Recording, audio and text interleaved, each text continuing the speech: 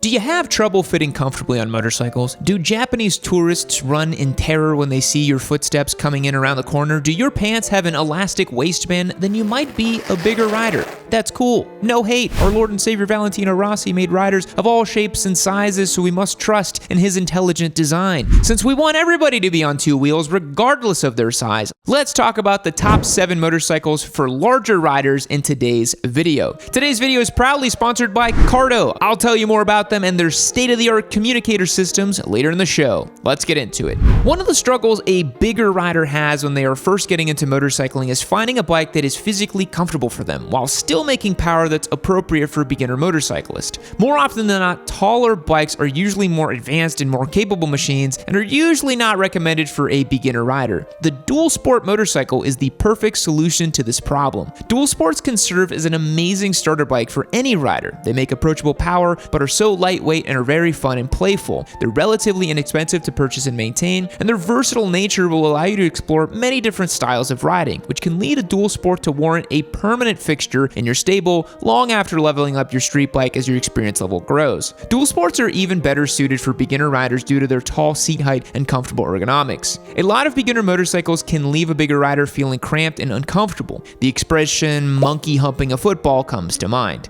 as crass as it may be. This isn't just in relation to the seat height, but also the general ergonomics package. The relation of the foot pegs to the seat, to the distance from the seat to the handlebars will also have a significant impact on the way a larger rider will feel on a motorcycle. And dual sports are really accommodating with low foot pegs, a tall, long seat that allows you to slide forward and back, and a wide handlebar. The CRF 300L has a tall 34.7-inch seat height and is a really nice entry point into dual sport riding. The rally trim is great with larger gas tanks and a windscreen. There are, of course, tried and true dual sport classics like the DRZ 400 and Kawasaki KLR, which will be equally accommodating to big boys. One of the points I want to make in today's video for larger riders is you will probably have to spec in a different shock at the back of the motorcycle. The reason for that is the manufacturers typically determine an ideal rider weight, usually between 160 to 190 pounds of their intended use. The spring on the shock just simply isn't equipped to handle riders above 250, 60, 70 pounds. So if you want proper handling on your motorcycle, you're probably going to have to swap out the shock for your larger ride. This is especially common with dual sport motorcycles because you'll notice a lot of sag and the motorcycle won't work as intended. Track day riders are very keyed in on this too because the motorcycle just isn't going to work properly if you're having to max out the preload and crank on the spring and reducing its overall amount of travel. Speccing in a shock is going to be the #1 mod to make if you're a larger rider to make sure that your motorcycle is going to handle properly. Sport bikes are not considered to be incredibly comfortable for most people. The high foot pegs and low clip-ons are designed to put the rider right into the pocket of the motorcycle, and seriously, look at MotoGP rider profiles that are all like 5'7" and under. That would probably be considered average or smaller than average, at least by American metrics, but luckily there are a couple of sport bikes that are just meant for big old boys, and I'm of course talking about the Hayabusa. You might be sick of hearing about the Busa on this channel, and if I'm being honest, I've done my best to leave it off of list videos as of late. We've had 4 or 5 good years of Busa memes, perhaps it's time to move on. But if there were ever a list in which the Busa fit perfectly, it's a video about motorcycles for bigger riders. I mean, come on, not to be that guy, but you've seen the people who ride these things, right? The proof is in the pudding, baby. It's almost as if that's exactly what they were designed for. Seriously, I think Suzuki designed these for the American market for larger riders. They were built to be stretched, airbrushed, and ridden by God's chunkiest children. The Hayabusa is really a sport touring bike in many ways, with much more relaxed ergonomics compared to a traditional leader bike or super sport. Its enormous chassis can comfortably support a substantial rider much better than most other motorcycles on the market. And if you're not cool enough for a Busa, then the Kawasaki ZX-14R is also a good choice for a big rider. Of course, these wouldn't be recommended as beginner bikes. Do I still need to say that? Well, I'll say it. Unless, of course, you put a turbo on it, then it's a beginner bike. The Hayabusa and ZX-14R are not suitable for beginner riders no matter how big you are. In a world where you can 3D print a cheeseburger, learn to play the classical piano through sleep hypnosis, and teleport to the other side of the world, why are you not using a Cardo system in your helmet? Okay, some of that technology might not exist yet, but Cardos certainly do. And a Cardo system will take your riding experience from mid to truly S-tier goated. Here at Yaminoob, we've worked with Cardo in varying capacities over the last 5 years, and there is always a Cardo on my helmet. Their Bluetooth communicator systems allow you to chat with other riders, stream media from your phone, or listen to turn-by-turn directions. The Cardo Pack Talk Edge is their premier unit that allows you to connect up to 15 other riders in just seconds, which, I'll be perfectly honest, I don't want to talk to 14 other people while I'm riding. That sounds like a Call of Duty lounge that's just going off the rails. But it's seamlessly connecting with any other communicator brand on the market as well. So if your buddies have other communicators, which we will not mention, you can connect to them. The Pack Talk is powered by JBL Audio to ensure your sound is crystal clear in your helmet. With the air mount system, you can instantly remove the magnetic unit from your helmet and take it with you to keep you safe. Cardo truly makes the best motorcycle comm system out there, and they have models for all different budgets. And because you're a loyal Yamanoob viewer, Cardo is giving you 10% off if you use the code YNCardo. So hit the link down below in the description box and use the code YNCardo to get 10% off of any unit from Cardo. Supporting our channel sponsors does a lot to keep bringing in awesome new motorcycle content, so help us help you and get the comm system you deserve. Thank you so much for the support, Cardo. Now let's get back to the video. Again, I might be stating the obvious here, but if you're starting to feel bad that so many motorcycles are designed to accommodate 5'8" Japanese men that weigh 165 pounds, remember there is an entire motorcycle company that has dedicated their entire tenure to manufacturing bikes for big, corn-fed Americans. I am, of course, talking about Harley Davidson. Even if you found you can fit somewhat comfortably on a Japanese bike, you might still feel like you look too big on it. And motorcyclists are vain. We all know it. So if you want to feel good on a bike and look good on a bike, well, just about any Harley Davidson would make you feel right at home. Any of the touring models like the Road Glide or Street Glide have a cockpit akin to the size of a driver's seat in the average passenger sedan. They have a big seat that you can move around on, floorboards that can fit your size 16 riding boots, and a big swept back handlebar. Everything about these bikes are large and in charge. The big dumb engine with a buttload of torque will have plenty of low-end grunt to move you along too, so you do not have to sacrifice on low-end power if you're a bigger rider. Even some of the soft-tail models would fit a larger rider as well if you weren't interested in a fully loaded touring bike. Most of the soft-tail cruisers have slightly forward mid controls which allow for more room for longer legs, where bikes like the Fat Boy have forward controls which grant even more leg room. A bigger rider might feel too big on a small metric cruiser like a Rebel 1100 or a Honda Shadow, but should feel plenty comfortable on a big 700 or 800 pounder from HD. However, they are kind of expensive, so keep that in mind. And if you're a bigger rider that prefers a more Mediterranean flavor, Ducati built the Diavel and XDiavel muscle cruisers specifically to steal some of the Harley-Davidson's more eccentric customer base. And because the VMAX isn't made anymore, this is the only V4 cruiser you're gonna get. The Diavel currently uses an 1158cc Testa Stretta V4 engine that makes 168 ponies and 93 foot-pounds of torque, baby.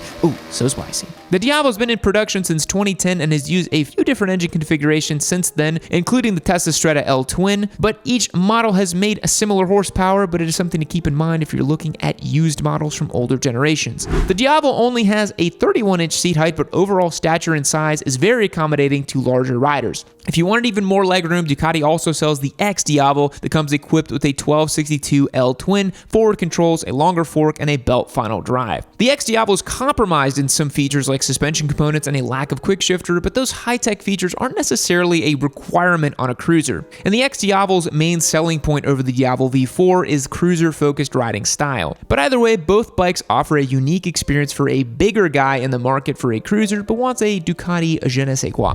Outside of cruisers, the adventure bike or sport touring bike categories seem to offer a lot for a larger rider. And while the categories are rife with big, powerful, expensive motorcycles like the new BMW 1300 GS or the Triumph Tiger 1200, not all bigger riders have the budget or experience required to purchase one of these bikes. A motorcycle that has a reputation for being comfortable for beginner riders while not sacrificing accessibility is the Kawasaki Versys 650. The Versys 650 has a 33.3-inch seat height, has a low, slightly forward foot pegs, and a wide handlebar. It is designed to be comfortable for long sport touring rides as well as roomy enough for riders of all shapes and sizes. Despite having a smaller displacement making just 67 horsepower from its parallel twin, the Versys 650 has a stature similar to the larger Versys 1000, allowing bigger riders to not feel like they're too cramped or too much man for the motorcycle to handle. Plus, if you got a high-vis waterproof riding jacket, you can guarantee you'll never be pulled over on these bad boys. Don't mind me, officer, I'm just a humble Versys rider going 5 below the speed limit. I'm in no hurry. I just want to ensure I arrive to my destination safely while making an effort to inconvenience as few of my fellow citizens as possible. The mantra for the Versys 650 rider is, I derive orgasmic pleasure from hitting the speed limit. If you're a more experienced rider, a Versys 1000 will be equally comfortable, if not more so, with a sweet 4-cylinder engine. With more room to accommodate a passenger and more power to keep you entertained with more having fun on those long, law-abiding Versys rides, you can also see the Suzuki V-Strom. We did a video earlier in the week about how Triumph Scrambler's 900 is a great bike for a shorter rider, and conversely, the Triumph Scrambler 1200XE is a great motorcycle for a beginner rider. I cannot sing this bike's praises enough. I almost bought one of these. I absolutely adore the Triumph Scrambler 1200XE. Fantastic motorcycle. The XE model specifically, as it sits quite a bit taller than the 1200X, coming in at 34.25 inches, making 89 horsepower and 21 foot-pounds of torque from its velvety smooth 1200cc parallel twin engine. It's not going to be as outright powerful as a full-blown adventure bike, but for a fun classic scrambler, the 1200XE brings a lot to the table. It has fully adjustable Marzocchi suspension in the front and rear, dual Brembo brake calipers in the front, and a TFT instrumentation.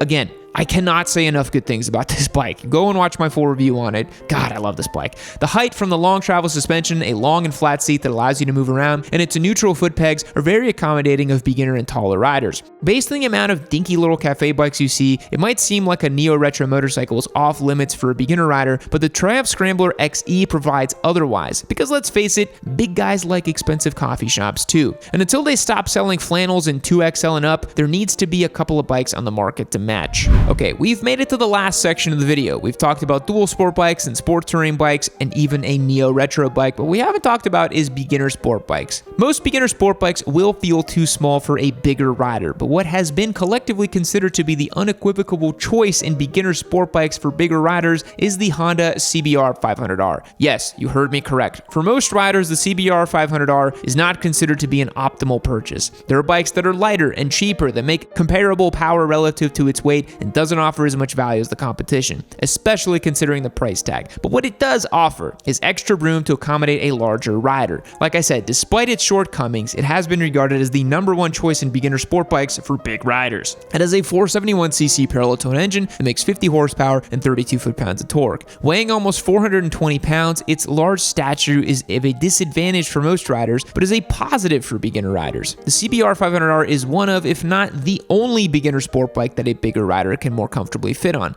And hey, it's a Honda. It's going to be a little expensive, offer less features, but it will run forever and hold its value pretty well. So there we go, folks. Some of the best motorcycles, in our humble opinion, for beginner riders. An honorable mention is the Yamaha Tenere 700 as well. This is a quick one from me to you. And remember, if there is ever a motorcycle that you truly have your heart set on, there are many modifications you can make to make it better fit your size. You can have it resprung for your weight, like I said, get a taller seat, adjust the foot pegs, install a different set of handlebars or risers. There are riders of all shapes and sizes out there, so don't be discouraged just because you're not built like a horse jockey. And remember, while your Papa Yam is a great online resource, everybody is different, so just use this video as a starting point, go out to some dealerships and sit on different bikes to see which feels most comfortable to you. Think about the bend in your legs, the reach to the handlebar, and where your knees fit against the gas tank. These are all areas that can be points of discomfort for a bigger rider on a small bike. Thanks for making it to the end of the video. I hope you find that Goldilocks motorcycle for you. Thank you so much to Cardo for sponsoring today's video. I'll catch you on the next one. Fact.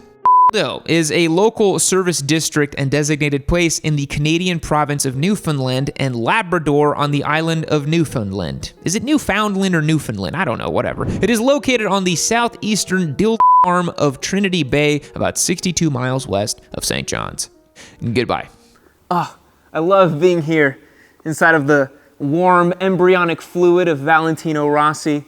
Me and him just sharing foods together. Maybe he's going to eat some pizza or some pasta here in the hills of Tavulia. But you know where else it's nice and warm and cozy is this next episode of Yammy Noob. You can click on right over here.